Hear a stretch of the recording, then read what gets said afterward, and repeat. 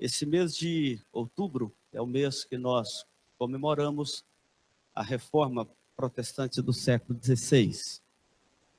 Foi no dia 31 de outubro de 1517 que foi dado o grito oficial da reforma, embora fosse um desejo do coração de milhares e milhares. Mas Deus usou de uma forma extraordinária a Martinho Lutero, lá na Alemanha. E ano que vem nós vamos comemorar no mundo inteiro 500 anos da reforma. E os efeitos da reforma continuam entre nós. Porque o lema da reforma é a igreja reformada sempre se reformando. Não é reformando segundo o modelo do mundo, é segundo o modelo da palavra de Deus, tendo como parâmetro a Bíblia como nossa única regra de fé. As doutrinas da graça de Deus proclamadas pelos reformadores, nós estamos expondo aqui. O reverendo Werley começou no domingo passado com o primeiro item das doutrinas da graça de Deus, que é a depravação total da raça humana. Diz que na saída do culto, uma irmã reclamou com ele, falou: mas pastor, a gente é tão depravado assim, né? Aí ele falou assim: não, a gente é muito mais depravado. A graça de Deus é que não permite a gente fazer tudo que a gente tem vontade, mas a gente tem condição de ser muito pior do que nós somos. Pior que nós temos condição de ser muito piores do que somos. A graça de Deus é que nos sustenta. E hoje nós vamos falar da eleição incondicional. Por que Deus te amou? Por que Deus me amou? Qual a condição que Ele viu em nós? O que em nós que atraiu o amor de Deus por nós? Não é verdade? Qual a condição? Esse texto de Pedro é o texto que nós vamos expor nesta noite. 1 de Pedro 1, versículos 1 e 2. Eu vou ler e os irmãos acompanhem na sua Bíblia, inclusive olhando se quem está perto, você tem Bíblia, se não tiver, permita que o texto seja acessível também a ele. Pedro, apóstolo de Jesus Cristo, aos eleitos que são forasteiros da dispersão, do Ponto, Galácia, Capadócia, Ásia e Bitínia, eleitos segundo a presciência de Deus Pai, em santificação do Espírito, para a obediência e a aspersão do sangue de Jesus Cristo. Graça e paz vos sejam multiplicados. Vamos ver junto esse texto? Pedro, apóstolo de Jesus Cristo, aos eleitos que são forasteiros da dispersão, no Ponto, Galácia, Capadócia, Ásia e Bitínia, eleitos segundo a presciência de Deus Pai, em santificação do Espírito, para a obediência e a aspersão do sangue de Jesus Cristo. Graça e paz vos estejam multiplicadas. Ó Deus, nesta hora, quando vamos expor a Tua palavra, a eleição incondicional, que revela que foi um ato do Teu amor, da Tua misericórdia, da Tua soberana graça, em nos escolher em Cristo Jesus, porque em nós não havia nada que pudesse agradar os Teus olhos. Aquele que morreu por nós, sabia que estava morrendo por pecadores que não merecia o Teu amor. Portanto, traga o nosso coração no centro deste ensinamento, que é o coração do Evangelho, para a glória e o louvor do Teu nome, para que as pessoas ouçam o Evangelho. Não ouçam apenas aquilo que querem ouvir, mas ouçam o Evangelho, conforme está narrado nas Escrituras. É a nossa oração no nome de Jesus. Amém.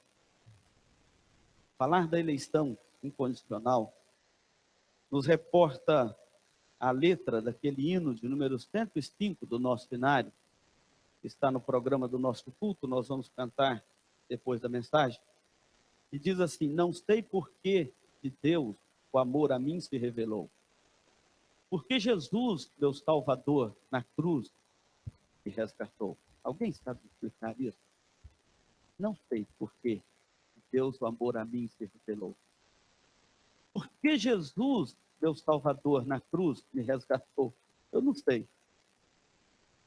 Mas eu sei em quem tenho crido, e estou certo, bem certo, de que é poderoso, guardará, pois, o meu tesouro final. Nós vamos cantar depois. Falar da eleição incondicional sem esse sentimento expresso pelo poeta dificulta por demais a nossa compreensão desta porção das Escrituras Sagradas. No boletim da igreja está uma pastoral sobre esse assunto, você pode depois ler em casa. E explica, assim, o princípio fundamental de por que Deus tem que escolher pecadores incondicionalmente. Incondicionalmente quer dizer, apesar de Deus nos ama. Por que Deus tem que nos amar de forma incondicional, independente da nossa condição? A explicação é assim: devido ao pecado de Adão, nossos primeiros pais, lá no Éden, seus descendentes já entram nesse mundo como pecadores, culpados, condenados e perdidos. Essa é a condição que nasce um homem nesta terra e uma mulher. Como criaturas caídas, eles não têm desejo de ter comunhão com o seu Criador, porque está morto em seus delitos e pecados. Deus é santo, justo e bom, ao passo que os homens são pecadores, perversos e corruptos. Deixados à sua própria escolha, os homens inevitavelmente seguem o coração corrupto e criam ídolos para si, porque o coração do homem caído é uma fábrica de ídolos. Consequentemente, os homens têm se desligado do Senhor dos céus e têm perdido todos os direitos do seu amor e do seu favor voluntariamente. Teria sido perfeitamente justo Deus ter deixado todos os homens em seus pecados e miséria e não ter demonstrado misericórdia a quem quer que esteja. Mas Deus resolveu manifestar a sua misericórdia. Quando você lê a Bíblia e lê que ele mandou o seu filho ao mundo para morrer na cruz, para nos salvar, mostra que é um ato da graça de Deus, da bondade de Deus, estender a mão a pecadores e salvá-los. É neste contexto que a Bíblia apresenta este ensinamento da eleição incondicional. Se você quiser ver um texto bíblico bem focado sobre esse assunto, você pode olhar aí na sua Bíblia, 1 Coríntios, capítulo 6, os versículos 9 a 11. E as Escrituras diz lá, Paulo dizendo assim, da situação perversa dos coríntios. E ele diz assim, não herdarão o reino de Deus. E começa a listar os impuros, os idólatros, os adúlteros, os efeminados, os sodomitas, ladrões, avarentos, bêbados, maldizentes, roubadores, não herdarão o reino dos céus. E depois no versículo 11, a pitada do evangelho chega nesses homens tão pervertidos, tão afastados de Deus. E diz assim Paulo, tais fostes alguns de vós, entre a igreja de Corinto, entre aqueles que foram salvos, resgatados pela graça de Deus, estava esta lista interminável de pecadores. E ele então diz, tais fostes alguns de vós, mas vocês foram lavados, santificados, justificados no sangue de Jesus Cristo. Ou seja, graças a Deus, que o evangelho chegou até vós. Tais fostes alguns de vós. Algum pregador esses tempos reclamou que a igreja evangélica está muito cheia de ex. ex-drogado, ex não sei o quê, ex isso, ex aquilo, reclamando. Falei, não tenho o que reclamar, tenho que agradecer a Deus. Tais fostes alguns de vós, não são mais. Não podemos fazer disso uma bandeira marqueteira para a igreja, mas tais fostes alguns de vós, diz o apóstolo. Deus escolhe pecadores para a salvação, independente da sua condição miserável de pecador, e é isso que nós precisamos, senão o evangelho entender, senão o evangelho não tem sentido para nós, é vã a nossa pregação, não temos nada a dizer para a igreja, para o mundo. Sobre algumas pessoas serem eleitas para a salvação e outras não, o movimento religioso no mundo inteiro tem 3 posições. A primeira é chamada de eleição merecida. Quem estuda teologia se reporta aos pelagianos. Dr. Joel Bick, no seu livro Vivendo para a Glória de Deus, ele traça um perfil muito claro disso. Os pelagianos, eles creem na eleição merecida, tipo assim, Deus escolhe as pessoas boas para a salvação e as pessoas más para a perdição. Só os bons são escolhidos por Deus. Pelágio viveu no ano 350 a 425 depois de Cristo, era um monge britânico. Então ele ensinou que Deus escolhe pessoas com base na justiça pessoal daquela pessoa. E é por isso que virou um lema popular, e olha lá se não está na boca de alguns aqui. Quando você pergunta assim, você acha que é um salvo? E a pessoa vira e fala assim, ah, pastor, não sei, né? Se Deus achar que eu mereço. Alguém já falou isso aqui? Não precisa levantar a mão, não. Mas reflete aí. É um pelagiano, né? Se Deus achar que eu mereço, se Deus achar que a gente merece, Ele nos manda para o inferno. É a única coisa que a gente merece. E isso está em total desacordo com a palavra de Deus. Na carta de Paulo a Tito, capítulo 3, 5 a 7, Paulo fala assim, nós fomos salvos não por obras de justiça encontrado em nós, mas mediante o lavar regenerador de Jesus Cristo. Ele morreu na cruz para nos salvar. Então não há justiça em nós. Todos estão igualmente sob pecado. Bons e ímpios. Pelágio se enganou. Todos os homens estão mortos nos seus delitos e pecados. A segunda corrente são os arminianos, que creem numa eleição condicional. A primeira é a eleição merecida. A segunda é uma eleição condicional. Os arminianos creem que Deus elege pessoas pecadoras, agora não mais aquela distinção entre bons e ruins, né? Pessoas pecadoras, depravadas, e ele já sabia que eles iriam crer em Cristo para a salvação. Então, esses homens, eles usaram um tal de, entre aspas, livre-arbítrio para crer em Cristo como Salvador. E o homem tem condição de fazer a sua própria escolha. Não é Deus que escolhe você, é o homem que tem que escolher a Deus. Mais ou menos assim, Cristo morreu na cruz e lá ele ofereceu o preço pelos pecados.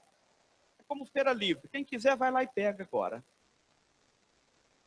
Contraria também as Escrituras, porque Efésios 2 diz que ele vos deu vida, estando vós mortos nos seus delitos e pecados. E um homem morto, coitado, não tem como fazer muita coisa por si mesmo. Então, seria terrível pregarmos isso para os irmãos, porque eu queria que um homem morto levantasse a mão ao céu. E um homem morto não levanta a mão ao céu. A terceira corrente sobre esse assunto é a que nós estamos expondo nesta noite, e vamos nos dedicar mais tempo aqui a ela, é a chamada eleição incondicional. Ou seja, Deus elege pessoas pecadoras, depravadas, incapazes de fazer a perfeita vontade de Deus, e aplica a estes pecadores, pela ação e obra do Espírito Santo, que aplica a obra de Jesus Cristo neste pecador, para transformá-lo numa nova vida. Ele vai dar vida àquele que está morto em delitos e pecados. Esse pecador eleito é redimido por Deus, conquistado pelo Espírito Santo, selado com o Espírito, e pela fé em Cristo, ele vai agora responder crendo em Cristo para a sua salvação eterna. É o que nós chamamos de monergismo, ou seja, ao Senhor pertence a salvação. É Ele quem nos oferece uma salvação graciosa. Ela é incondicional, porque nós não temos em nós nada que pudesse atrair o amor de Deus. É um ato de misericórdia. E a palavra misericórdia, ela já expressa bem. A palavra miser, no latim, é miséria. Total miséria. E cordis, coração. Então, na prática, é o coração de Deus que se volta para a miséria do homem. Isto é misericórdia. E é isto que é o Evangelho. É Deus vindo ao encontro do homem. E Ele agora nos ama, porque decidiu nos amar da sua livre vontade e usar da sua misericórdia. João capítulo 13, versículo 1, diz que Jesus, tendo amado os seus que estavam no mundo, amou-os até o fim. Tendo amado os seus, Ele os amou até o fim. E este é o coração do Evangelho. É Deus vindo ao encontro de homens e mulheres que não podiam fazer nada por sua condição miserável que o pecado lhes submeteu. No Novo Testamento nós temos 3 textos clássicos sobre esse assunto da eleição incondicional de Deus. Se você quiser anotar para ler em casa, faria uma boa coisa. Romanos 8 e 9 é um dos mais clássicos. Depois você vai abrir Efésios 1 e ler Efésios 1. Você vai ler como que é claro e explicativo o próprio texto das Escrituras. E o terceiro texto é esse que nós estamos relatando aqui, 1 de Pedro 1, o versículo 1 e 2. E eu quero destacar estas verdades que Pedro coloca aqui diante do coração dos irmãos. Então prestem atenção. Joel Bick, neste livro que já citamos, ele nos oferece esse esboço que estamos trabalhando a partir daqui. O primeiro quadro de verdades que a palavra de Deus nos coloca sobre essa eleição incondicional é que os pecadores são escolhidos pela presciência de Deus. Olha aí na sua Bíblia, versículo 2: eleitos segundo a presciência de Deus Pai. Aqui está falando na ação da Trindade, o Pai, o Filho e o Espírito Santo. Os 3 estão aí neste texto que nós acabamos de ler para os irmãos. A palavra presciência quer dizer o conhecimento que Deus tem de todas as coisas antecipadamente. Presciência é um conhecimento que ele tem antes. Deus conhece o fim desde o princípio. Ele tem este poder que nós não temos. O que está escrito aqui na palavra é que esses eleitos são eleitos segundo a presciência de Deus. O critério é este: a presciência, o conhecimento que Deus tem de todas as coisas. Então quer dizer que nós fomos eleitos para crermos em Cristo como um projeto soberano de Deus. A eleição é o selo de Deus que coloca no seu povo o seu amor, a sua graça e a sua misericórdia. É um selo de que Deus nos ama. É isso que Pedro está querendo nos explicar aqui. A presciência de Deus revela que Ele escolheu um povo para si e o amou desde sempre, desde a fundação do mundo, como o texto que nós lemos, amou até o fim. Então nós somos alvos deste amor de Deus. E a Bíblia diz que Deus é amor. Nós somos alvos deste amor de Deus. E Deus ama este povo com amor eterno. A Bíblia diz: com amor eterno eu te amei, e por isso com benignidade eu te atraí. Primeiro Deus nos amou, depois Ele nos atraiu. Nós fomos atraídos a Ele. Isto, Ele revelou este amor quando nos enviou Jesus, o seu Filho, para morrer na cruz, para nos salvar.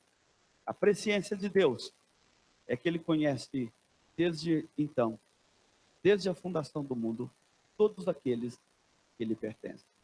A segunda verdade que este texto nos ensina é que pecadores são escolhidos para a santidade.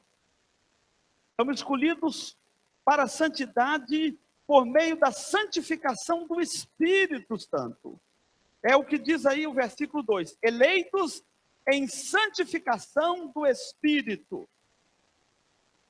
Ou seja, o que a palavra de Deus nos diz é que nós fomos eleitos em Deus, em Cristo, para vivermos uma vida agora de santificação, ou seja, separados para vivermos com Cristo, e amarmos a Cristo, e nos dedicarmos a Cristo.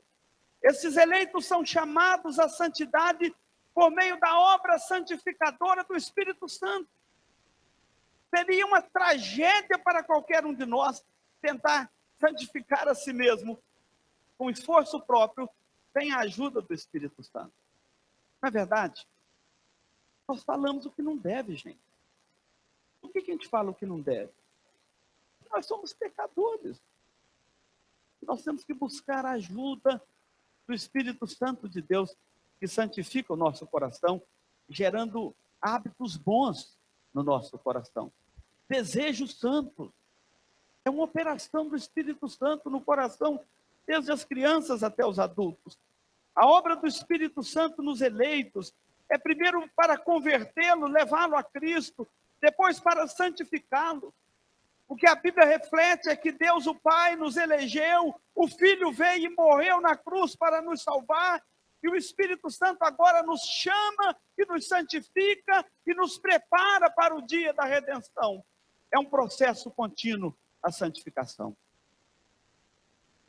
Algumas pessoas perguntam assim: pastor, como eu sei que eu sou um salvo? Você já perguntou isso? Como eu sei se eu sou um salvo? Às vezes não perguntou para mim, mas no seu interior muitas vezes você pode ter perguntado: como eu sei se eu sou um salvo? Que eu pensava que depois que a gente convertia, não tinha mais desejo de falar mal da vida dos outros, por exemplo. De vez em quando me dá uma vontade de falar mal da vida dos outros. Eu só não falo, mas me dá uma vontade, não dá? Ainda mais quando algum irmão começa a falar mal do outro perto da gente, dá vontade de fazer coro, né? Um crente pode ter um desejo desse no coração, né? Então a pessoa pergunta: como eu sei se eu sou salvo? E então a resposta é o seguinte: se o Espírito Santo estiver santificando a sua vida, você pode ter a segurança de que você é um salvo. Por exemplo, quando você peca, ele incomoda o seu coração e te conduz ao arrependimento. Quando você fala mal de alguém, depois se arrepende daquilo. Pede a Deus: não quero mais fazer isso. Então eu sei, se você é um salvo, que esta obra do Espírito Santo está sendo contínua no seu coração. Porque os puritanos diziam que os eleitos de Deus têm duas marcas. Uma é na ponta da orelha e a outra é nos pés. Na sola dos pés. Marca da ponta da orelha é porque está lá em João 10, 27. As minhas ovelhas ouvem a minha voz. Ok? Então tem uma marca na ponta da orelha. Eu sei se é uma ovelha de Cristo se ouve a voz de Cristo. Porque o eleito de Deus um dia vai ouvir a voz do bom pastor, vai identificar e vai dizer: está me chamando, é comigo. Foi assim na sua vida. Um dia você ouviu aquela voz do bom pastor que te chamava. Então tem uma marca na ponta da orelha. Ele ouve a palavra de Cristo. Na sola dos pés, porque além de ouvir, ele segue a Cristo, ele anda em santificação, ele segue o Senhor Jesus Cristo, e a cada dia o Espírito Santo vai limpando o seu coração, convencendo o seu coração, tirando aquelas sequelas do pecado no seu coração. Então, como eu sei se eu sou eleito? Se você anda em santificação. Agora, se você anda segundo a carne, eu já não posso ter essa mesma segurança na sua vida. Spurgeon diz que a santificação é a marca distintiva das ovelhas eleitas de Cristo. Então, uma segunda verdade que esse texto nos ensina é que pecadores são escolhidos para a santificação e são trabalhadas pelo Espírito Santo para a santificação. Terceira verdade que esse texto nos ensina é que pecadores são escolhidos em Cristo para a obediência e para a aspersão do sangue de Cristo. Está aí no seu texto, assim diz a palavra de Deus: eleitos para a obediência e a aspersão do sangue de Cristo. Ou seja, esses eleitos de Deus foram separados pelo Espírito Santo para obedecerem a Cristo e para receberem os benefícios de Cristo, para ser aspergido sobre eles o sangue de Cristo. Isso quer dizer, para receber sobre você todos os benefícios de Cristo, conquistados pelo sacrifício de Cristo, lá na cruz do Calvário. No dia que ele morreu lá, foi por causa disso. Pedro, o apóstolo, está se referindo aqui a Êxodo, capítulo 24, os versículos 3 a 8, quando Moisés aspergiu sobre os filhos de Israel o sangue do cordeiro que ele havia imolado para o sacrifício, confirmando a aliança de Deus com o seu povo, dizendo: Deus é o nosso Deus e nós somos o seu povo, escolhido, eleito, conforme vocês leram em Deuteronômio no início desse culto. O eleito de Deus recebe todos os benefícios de Cristo. Por isso que Pedro está dizendo aqui: nós fomos eleitos para a obediência de Cristo e também para que os benefícios de Cristo fossem derramados no nosso coração. Meus irmãos, isto é o Evangelho. Isto é o Evangelho.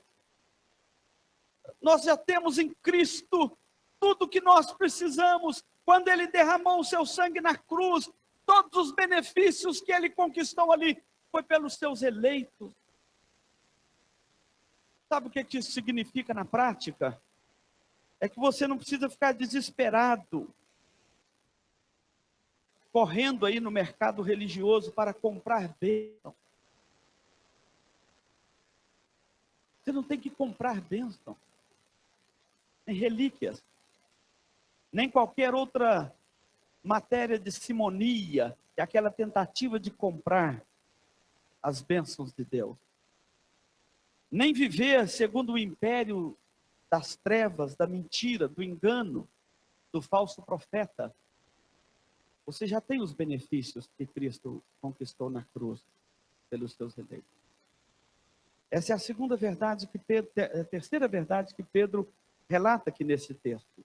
Eleitos para a obediência e a aspersão do sangue do Senhor Jesus Cristo.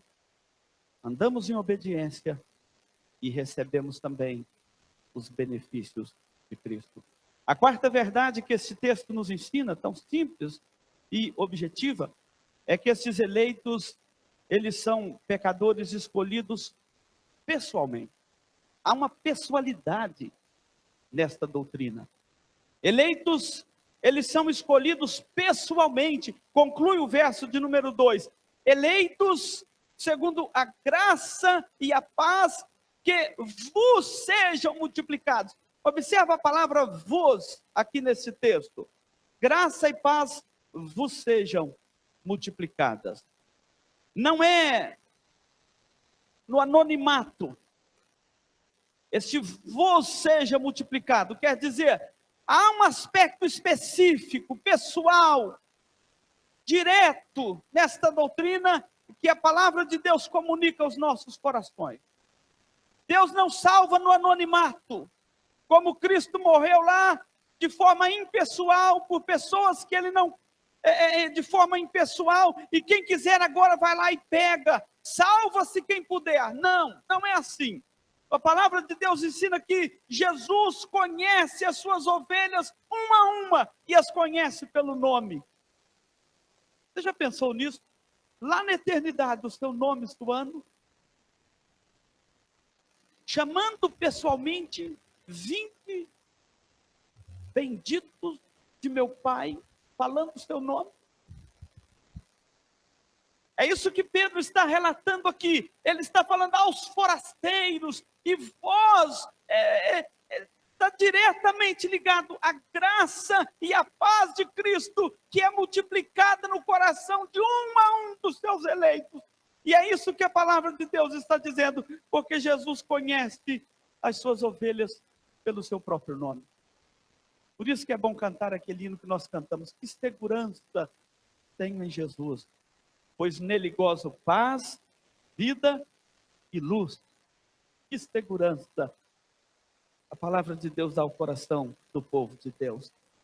Não dá para discorrer esse assunto nas Escrituras, mas Malaquias 1, 2 e 3 está claramente lá, a pessoalidade, tanto para a salvação quanto para a rejeição do homem. Quando fala assim: amei a Jacó, porém me aborreci de Esaú. A escolha, assim como a rejeição, é também pessoal. A Bíblia diz que Deus criou até o ímpio para o dia do juízo. Por isso que o relacionamento com Deus também é pessoal. Cristo tinha em mente o nome de cada um dos seus eleitos naquele dia, quando ele morreu na cruz para nos salvar. Foi por amor a você e a mim. E ele disse assim: está consumado. A sua obra do evangelho, da salvação, foi consumada ali, naquela cruz. Essa é a quarta verdade que Pedro fala aqui para justificar os eleitos que são forasteiros da dispersão. A quinta e última verdade que Pedro destaca aqui é que pecadores são escolhidos para serem adotados numa família imensa. Você faz parte de uma família imensa. Talvez você não saiba disso, mas tem que saber. Você faz parte de uma família imensa. O que diz a palavra de Deus aí? Aos eleitos, está dizendo aí Pedro, apóstolo de Jesus Cristo. Vamos ler juntos aí o restante do versículo 1. Aos eleitos que são forasteiros da dispersão no Ponto, Galácia, Capadócia, Ásia e Bitínia. Olha que coisa preciosa. Ao mesmo tempo que há uma impessoalidade, que há uma pessoalidade, neste ensino, Deus nos escolhe pessoalmente e nos trata pessoalmente. Vamos comparecer pessoalmente perante o juízo de Deus, vamos ser chamados pessoalmente ou rejeitados pessoalmente. Agora fala aqui uma família imensa e ele nos agrega. Aos eleitos que são forasteiros, eles estão andando por aí, forasteiros. Ele está dizendo, eles são da dispersão. Eram pessoas que foram expulsas de suas casas. Lembram da perseguição lá em Jerusalém? Que os crentes foram expulsos das suas casas, lá em Atos 8, e por onde iam pregando a palavra de Deus, mas agora eles eram eleitos forasteiros na dispersão, sem cidade certa. Chegava aqui, eles expulsavam, eles iam para frente, eles expulsavam, iam para frente, eles expulsavam. Não tinha esse conforto que você tem. Sai da sua casa com segurança, vir para a igreja com segurança, sentar aqui no ar-condicionado com segurança. Não. Não tinha essa segurança. Então, Pedro está apontando aqui, esses forasteiros, eles estão aí no Ponto, Galácia, Capadócia, Ásia, Bitínia. E agora podemos incluir dourados, aqueles que Deus elegeu, pessoas para serem parte da igreja, uma grande, invisível, gloriosa e eterna igreja, o corpo de Cristo, os eleitos de Deus em toda a terra. São os forasteiros. Eles andam perambulando pela terra, mas eles sabem que a sua pátria está nos céus. a Jerusalém celestial, tão bem cantada aqui no início deste culto. Os eleitos hoje integram a família de Deus, uma grande família, que João, na visão que ele tem em Apocalipse 7, ele diz, depois dessas coisas, vi uma grande multidão que ninguém podia enumerar. Então, esses eleitos de Deus, esta família imensa, de todas as nações, tribos, povos, raças, em pé diante do trono, vestido de vestiduras brancas, com palma na mão, e cantavam com alegria ao nosso Deus, que se assenta no trono, e ao Cordeiro pertence a salvação. Milhões e milhões de irmãos hoje compartilham esta mesma fé, esta mesma esperança pelo mundo. São eleitos forasteiros nesta terra, perseguidos em algumas nações. Alguns estão morrendo hoje, neste momento, em algumas nações, mas são forasteiros, eleitos em Cristo. A sua morada eterna não é aqui, é a morada celestial, onde Deus preparou para todo aquele que foi eleito e agora salvo em Cristo Jesus. Irmãos, eu quero concluir aqui esta nossa meditação. Graças a Deus que Ele nos escolhe de forma incondicional. E Ele não está enganado conosco. Ele sabia quem era o Domingos. Ele sabia quem era o Cláudio. Quem era o Dário, né? Ele sabia quem era o Cristiano. Ele sabia quem era cada um de nós. Ele não nos enganou. Ele não se enganou ao nos escolher. Não éramos bonzinhos, catitos. É a graça de Deus que nos salvou de forma maravilhosa. Então a eleição, ela traz graça e paz ao coração do povo de Deus. O amor pastoral de Deus ao seu povo enriquece o coração dos seus filhos com algumas virtudes. Por exemplo, deve ser encontrado no coração de um eleito de Deus humildade. Em vez de orgulho e de um certo elitismo espiritual, a eleição de Deus nos humilha, porque ela é incondicional. Ela humilha o homem e exalta a Deus. Sejam humildes de espírito. É isso que a palavra de Deus diz. Segunda coisa. Outra coisa pastoral que essa doutrina traz ao coração da igreja é encorajamento.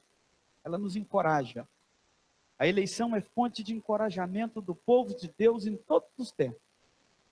Foi Ele quem nos escolheu. Não fomos nós que o escolhemos. Pelo contrário, nós andávamos perdidos e longe dele. Ele nos escolheu e nos chamou. Ele sabe todas as coisas a nosso respeito. Ele escolhe pecadores e salva pecadores.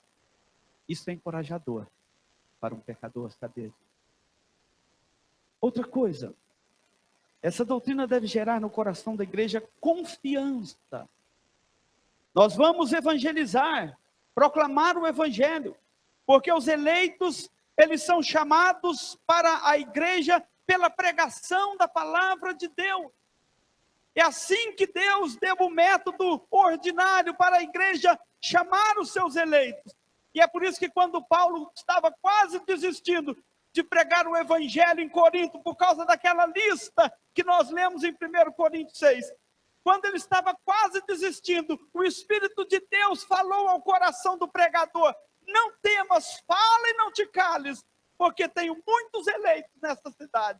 Não para de pregar. É encorajador para nós saber que Deus salva pecadores. É encorajador pregar o evangelho. E este gera essa confiança no nosso coração, porque nós sabemos que a nossa confiança é que nós proclamamos um evangelho de um Deus que salva o pior dos pecadores, o mais santo dos religiosos, na mesma condição. E essa doutrina, ela é também preciosa e pastoral para o coração do eleito, porque deve gerar no nosso coração alegria e louvores a Deus. A eleição traz alegria e louvor ao coração do povo de Deus.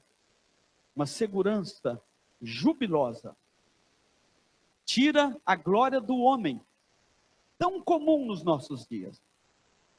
Um arminiano crê que é ele que escolhe a salvação e fica cheio de vaidade. E quando nós descobrimos que não fomos nós que escolhemos a ele quem nos escolheu, esvazia nossa vaidade, mas dá tributo e glória a Deus e não ao homem. Então, essa doutrina glorifica a Deus e direciona toda a glória ao nome do nosso Deus. Essa doutrina reflete o Evangelho. É Deus em busca do homem e não o homem em busca de Deus. O que nos resta é adorar a Deus como Paulo fez, quando ele no seu hino cantou, porque dele, por meio dele e para ele são todas as coisas. A ele a glória eternamente. Amém. Exalta a Deus e coloca o homem no lugar que ele precisa.